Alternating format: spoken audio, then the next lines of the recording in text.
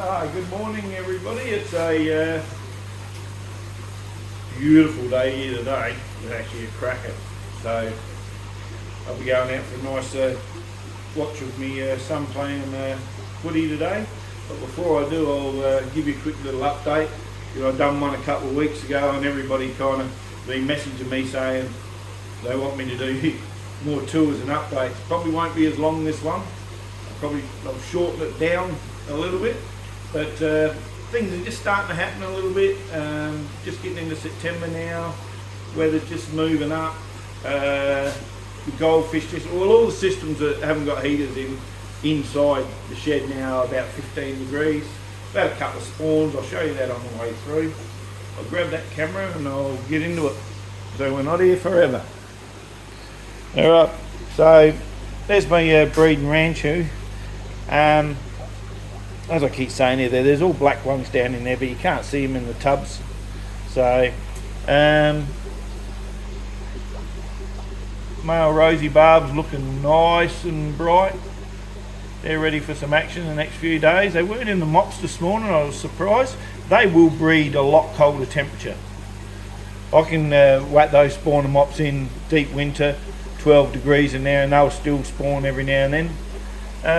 Swordtails, obviously they're not going to use the mop, but the golden danios successfully did last season. And my peppercorys, oh there you go, there's a peppercory. There's a good colony, 8 to 9 in there. They should use the mop. If not, they go up on the glass up there and I pinch the eggs off of there. There's my naughty bedder that killed his last mate. Maybe the nest wasn't ready, I'm unsure. I'll do better next time, hopefully. Big butterfly telescope. As I said, because these are down on the floor on the concrete, they'll take longer. Like if this was 19 or 20 degrees, this one's probably 19 and this one's probably 17 because it's on the colder concrete. It does keep a bit cooler in summer though, which is a good thing. This tank needs some more stuff in it. Nice big colony of me shrimp, yellow shrimp. These are my golden white cloud minnows. Died off my swordtails. I don't know what really happened there. That was the last of the swordtail got put in there, big female. My prolific breeding blue musk, I've sold more of these than any other guppies.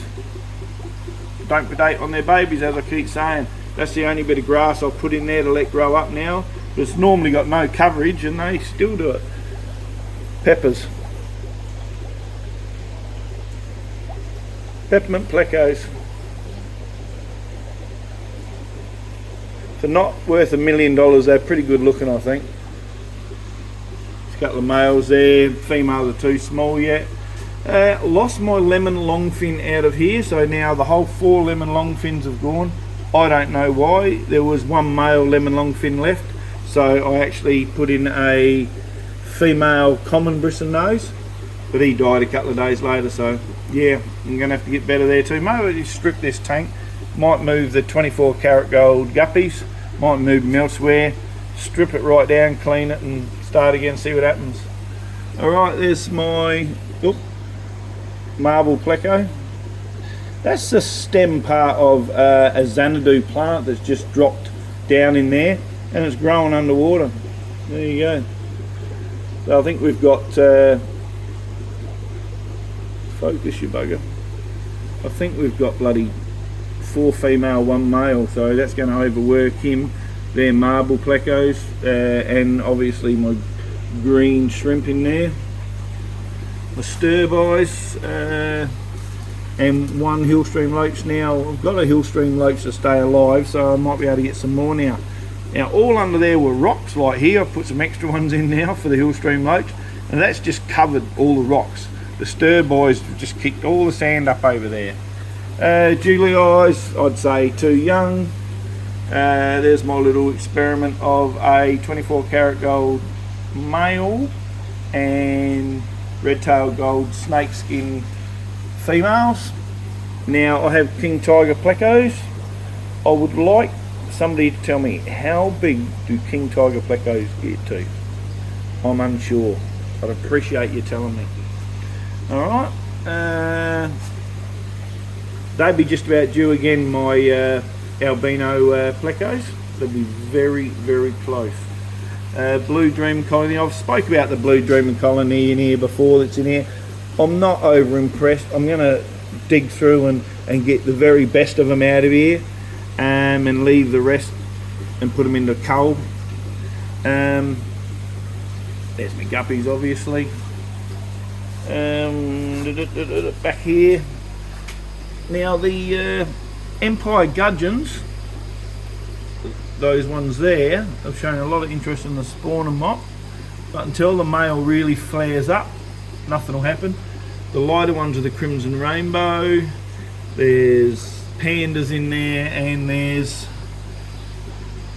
Super Reds, which I have not had much luck with yet. I'd like to think I can get them going. I get most things breeding. Rummy Nose, they just scatter a few eggs in there, and every now and then we get a couple of babies out of there. The Dorfoy Cories, a couple of angelfish as partners. Now, there was some other angelfish, but they had harassed them that badly that they died, so we've only got left the male and the female in here. It's a 4-foot tank, plenty of room, and they like their own territory. One platy in there. Mystery snails, heaps and heaps, hundreds of babies everywhere in there. Going across here to me Medakas. I've dropped the spawner mops in, the little scrubs. They won't be far away.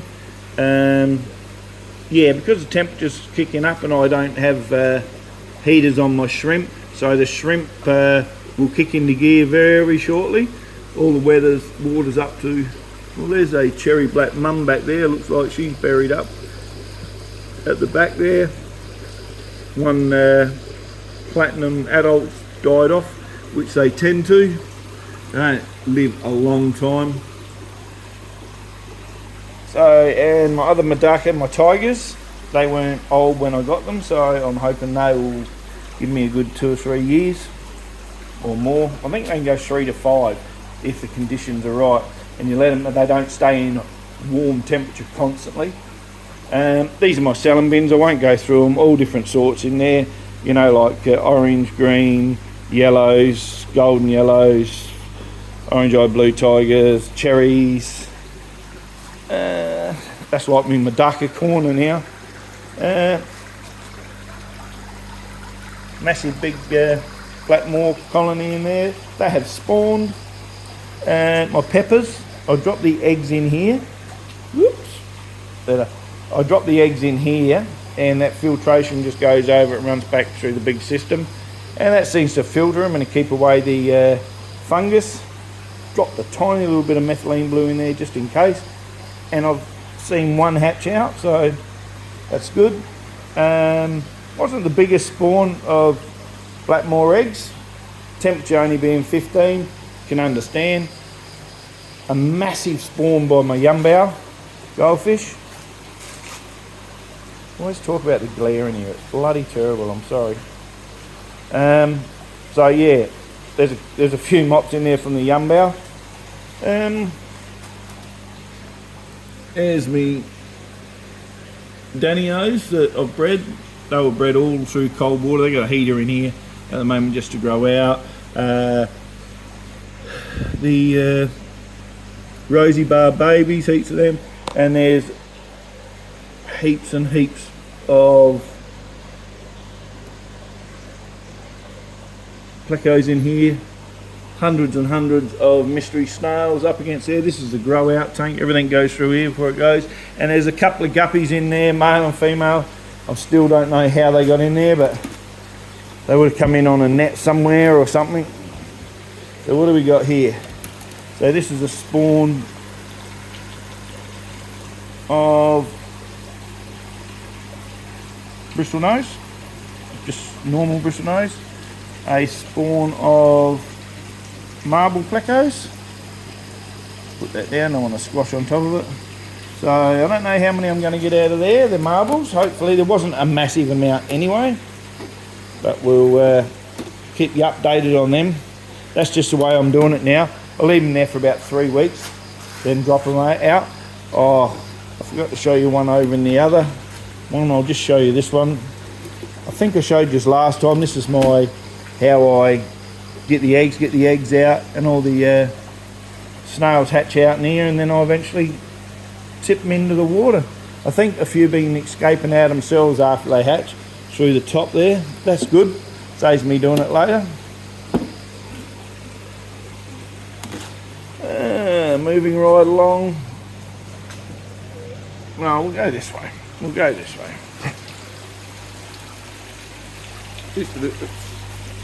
Forgot to show you my Orandas. There's all my Orandas in here. My breeders. Yumbao breeders.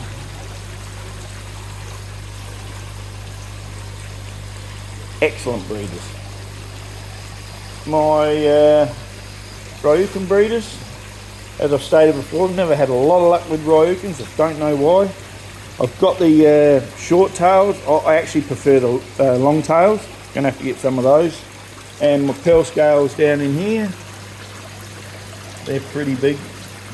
Only got a few of those, so now we can go along to my crystal blacks. Now they bred and dropped babies, and it was all about 12 degrees, all those babies, when they were born a few months ago.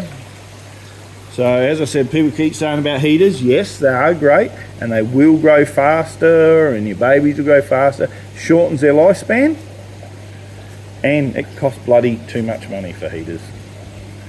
Orange eye blue tigers, look at them go. And it just proves, you know, I mean, I got down to, I had 3 of these. I've sold some. Bloody glare. Yeah, that's a bit better. Now I got down to 3 of these. There's loads in there. There's a thing over there in the selling bin. There's 40 of them over there, and I've sold some. So that got down to 3. The golden yellows. Quite stunning, the golden yellows. Don't find a lot of difference between the normal yellows and the golden yellows though, other than they're double the price. Oranges, yeah, nothing spectacular, the oranges. This is another one that I'm down to 3, tangerine tigers, but she's all buried up. She may have dropped her babies, hopefully. 2 cherry red.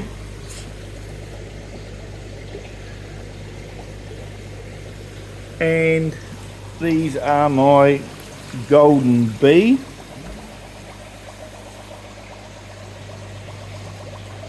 I think that one there is the male, and then the more creamier one looks like it's the female, and hopefully I'm down to 3 there as well. So I tend to get down to 3. After you buy them, they take ages to get used to your water, your parameters, because the TDS in here is about 300. I don't play with TDS and drop it all down like everybody else does. Once they acclimate, you get them used to it, and you get your colony going, if they don't die off on you, then they're used to your water. Then when you sell them to people in your area, you know you're not selling them to their death, because most people don't know about RO water and all that. Alright, I banged on long enough. That's a quick update. We'll give you another update either next week or the week after as spring kicks into gear. So this is Jeff from Goldfish with Ghost Aquariums. I'm going to get going now. But please comment, subscribe, share. Those comments, I need those because that really helps me out. Have a yarn, have a talk to me. This has went longer than I thought already. Jesus, once I get going. Alright, see you later.